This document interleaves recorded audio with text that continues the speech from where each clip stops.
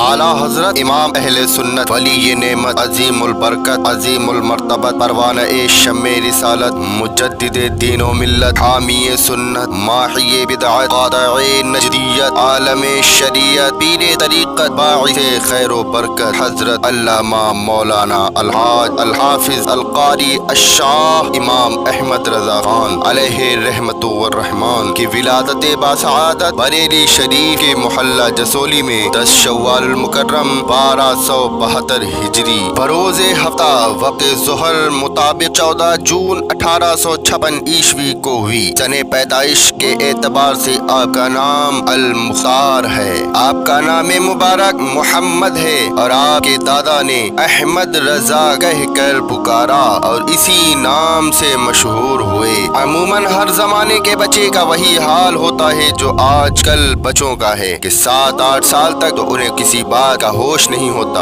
اور نہ ہی وہ کسی بات کی تہ تک پہنچ سکتے ہیں، مگر اعلیٰ حضرت کا بچپن بڑی اہمیت کا حامل تھا۔ کم سنی اور کم عمری میں ہوش مندی اور قوت حافظہ کا یہ عالم تھا کہ 4.5 سال کی ننھی سی عمر میں قرآن مجید ناظرہ مکمل پڑھنے کی نعمت سے باریاب ہو گئے۔ 6 سال کے تھے کہ ربیع الاول کے مبارک مہینے میں منبر پر جلوہ افروز ہو کر میلاد النبی کے موضوع پر ایک بہت بڑے اجتماع میں نہایت پرمغز تقریر فرما کر علماء کرام اور مشائخ عظام سے تحسین و آفرین کی داد وصول کی۔ اعلیٰ حضرت نے لڑکپن میں تقوی کو اس قدر اپنا لیا تھا کہ چلتے وقت قدموں کی آہٹ تک سنائی نہ دیتی تھی۔ 7 سال کے تھے کہ ماہ رمضان المبارک میں روزے رکھنے شروع کر دیے۔ جناب سید ایوب علی شاہ صاحب فرماتے ہیں کہ بچپن میں آپ رحمت اللہ علیہ کو گھر پر ایک مولوی صاحب قرآن مجید پڑھانے آیا کرتے تھے۔ ایک روز ذکر ہے کہ مولوی صاحب کسی آیت کریمہ میں بار بار ایک لفظ آپ رحمت اللہ علیہ کو بتاتے تھے مگر آپ رحمت اللہ علیہ کی زبان مبارک سے نہیں نکلتا تھا۔ وہ زبر بتاتے تھے، آپ زیر پڑھتے تھے۔ یہ کیفیت جب آپ رحمت اللہ علیہ کے دادا جان حضرت مولانا رضا علی خان صاحب رحمت اللہ علیہ نے دیکھی تو حضور یعنی اعلیٰ حضرت کو اپنے پاس بلایا اور کلام پاک منگوا کر دیکھا تو اس میں کاتب نے غلطی سے زیر کی جگہ زبر لکھ دیا تھا، یعنی جو اعلیٰ حضرت کی زبان سے نکلتا تھا وہ صحیح تھا۔ آپ رحمت اللہ علیہ کے دادا نے پوچھا کہ بیٹے جس طرح مولوی صاحب پڑھاتے تھے تم اسی طرح کیوں نہیں پڑھتے تھے؟ عرض کی میں ارادہ کرتا تھا مگر زبان پر قابو نہ پاتا تھا۔ اعلیٰ حضرت رحمت اللہ علیہ خود فرماتے تھے کہ میرے استاد جن سے میں ابتدائی کتاب پڑھتا تھا جب مجھے سبق پڑھا دیا کرتے 1-2 مرتبہ میں دیکھ کر کتاب بند کر دیتا، جب سبق سنتے تو حرف بہ حرف لفظ بہ لفظ سنا دیتا۔ روزانہ یہ حالت دیکھ کر سخت تعجب کرتے۔ ایک دن مجھے فرمانے لگے احمد میاں یہ تو کہو تم آدمی ہو یا جن کہ مجھ کو پڑھاتے تو دیر لگتی ہے مگر تم کو یاد کرتے دیر نہیں لگتی۔ آپ نے فرمایا اللہ کا شکر ہے میں انسان ہی ہوں، ہاں اللہ کا فضل و کرم شامل حال ہے۔ آقا اعلیٰ حضرت امام اہل سنت نے صرف 13 سال 10 ماہ 4 دن کی عمر میں تمام مروجہ علوم کی تکمیل اپنے والد ماجد رئیس المتکلمین مولانا نقی علی خان رحمت اللہ علیہ سے کر کے سند فراغت حاصل کر لی۔ اسی دن آپ رحمت اللہ علیہ نے ایک سوال کے جواب میں پہلا فتویٰ تحریر فرمایا۔ فتویٰ صحیح پا کر آپ رحمت اللہ علیہ کے والد ماجد نے مسند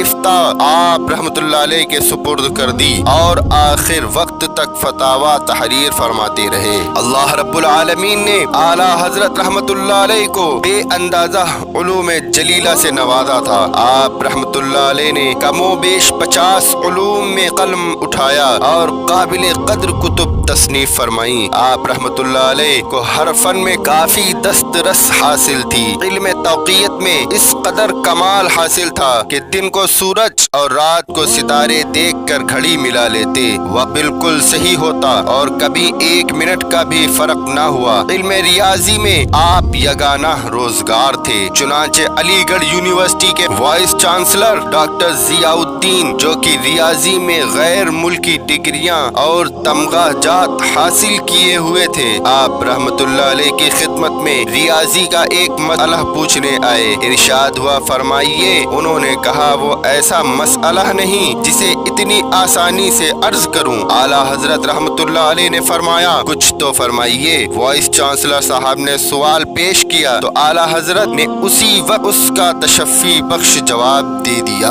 انہوں نے انتہائی حیرت سے کہا کہ میں اس مسئلے کے لیے جرمن جانا چاہتا تھا۔ اتفاقاً ہمارے دینیات کے پروفیسر مولانا سید سلیمان اشرف صاحب نے میری رہنمائی فرمائی اور میں یہاں حاضر ہو گیا۔ یوں معلوم ہوتا ہے کہ آپ اسی مسئلے کو کتاب میں دیکھ رہے تھے۔ ڈاکٹر صاحب بسط فرحت و مسرت واپس تشریف لے گئے اور آپ رحمت اللہ علیہ کی شخصیت سے اس قدر متاثر ہوئے کہ داڑھی رکھ لی اور صوم و صلات کے پابند ہو گئے۔ جناب سید ایوب علی صاحب کا بیان ہے کہ ایک روز اعلیٰ حضرت نے ارشاد فرمایا، بعض ناواقف حضرات میرے نام کے آگے حافظ لکھ دیا کرتے ہیں، حالانکہ میں اس لقب کا اہل نہیں ہوں۔ سید ایوب علی صاحب فرماتے ہیں کہ اعلیٰ حضرت نے اسی روز سے دور شروع کر دیا جس کا وقت غالباً عشاء کا وضو فرمانے کے بعد سے جماعت قائم ہونے تک مخصوص تھا۔ روزانہ ایک پارہ یاد فرما لیا کرتے تھے، یہاں تک 30ویں روز 30واں پارہ یاد فرما لیا۔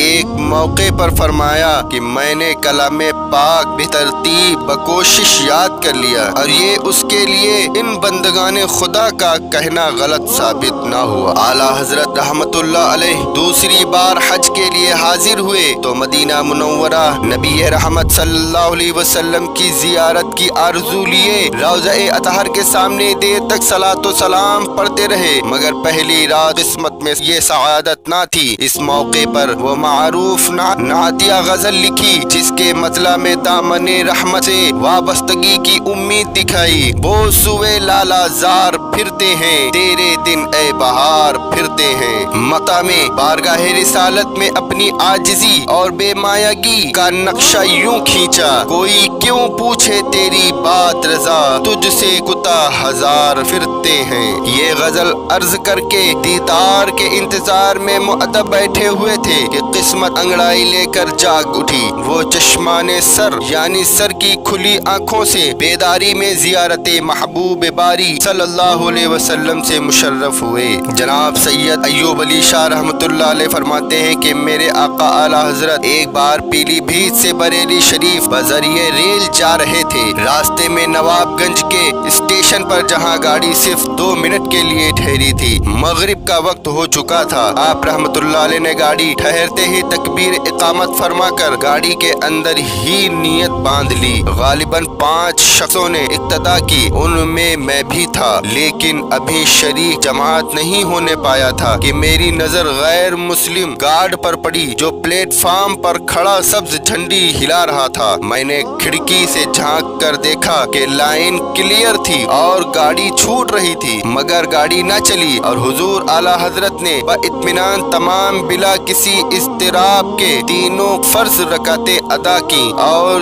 جس وقت دائیں جانب سلام پھیرا تھا گاڑی چل دی۔ مقتدیوں کی زبان سے بے ساختہ سبحان اللہ نکل گیا۔ اس کرامت میں قابل غور یہ بات تھی کہ اگر جماعت پلیٹ فارم پر کھڑی ہوتی تو یہ کہا جا سکتا کہ گارڈ نے ایک بزرگ ہستی کو دیکھ کر گاڑی روک لی ہوگی۔ ایسا نہ تھا، بلکہ نماز گاڑی کے اندر پڑھی تھی۔ اس تھوڑے وقت میں گارڈ کو کیا خبر ہو سکتی تھی کہ ایک اللہ کا محبوب بندہ فریضہ نماز گاڑی میں ادا کرتا ہے۔ آقا اعلیٰ حضرت امام اہل سنت نے قرآن کریم کا ترجمہ کیا جو اردو کے موجودہ تراجم میں سپر فائق یعنی فوقیت رکھتا ہے۔ ترجمے کا نام کنز الایمان ہے، جس پر آپ رحمت اللہ علیہ کے خلیفہ حضرت صدر الفاضل مولانا سید محمد نعیم الدین مراد آبادی رحمت اللہ علیہ نے بنام خزائن العرفان عنہ اور مفسر شہیر حکیم الامت حضرت مفتی احمد یار خان نے نور العرفان کے نام سے حاشیہ لکھا۔ 25 صفر المظفر 1340 ہجری کو بیت المقدس میں ایک شامی بزرگ نے خواب میں اپنے آپ کو دربار رسالت صلی اللہ علیہ وسلم میں پایا۔ صحابہ کرام علیہم الرضوان دربار میں حاضر تھے، لیکن مجلس میں سکوت طاری تھا اور ایسا معلوم ہوتا تھا کہ کسی آنے والے کا انتظار ہے۔ شامی بزرگ نے بارگاہ رسالت صلی اللہ علیہ وسلم میں عرض کی، حضور صلی اللہ علیہ وسلم، میرے ماں باپ آپ پر قربان ہوں، کس کا انتظار ہے؟ سید عالم صلی اللہ علیہ وسلم نے ارشاد فرمایا، ہمیں احمد رضا کا انتظار ہے۔ شامی بزرگ نے عرض کی، حضور احمد رضا کون ہے؟ ارشاد ہوا، ہندوستان میں بریلی کے باشندے ہیں۔ بیداری کے بعد وہ شامی بزرگ مولانا احمد رضا کی تلاش میں ہندوستان کی طرف چل پڑے، اور جب وہ بریلی شریف آئے تو انہیں معلوم ہوا کہ اس عاشق رسول کا اسی روز یعنی 25 صفر المظفر 1340 ہجری کو وصال ہو چکا ہے، جس روز انہوں نے خواب میں سرکار علی وقار صلی اللہ علیہ وسلم کو یہ کہتے سنا تھا کہ ہمیں احمد رضا کا انتظار ہے۔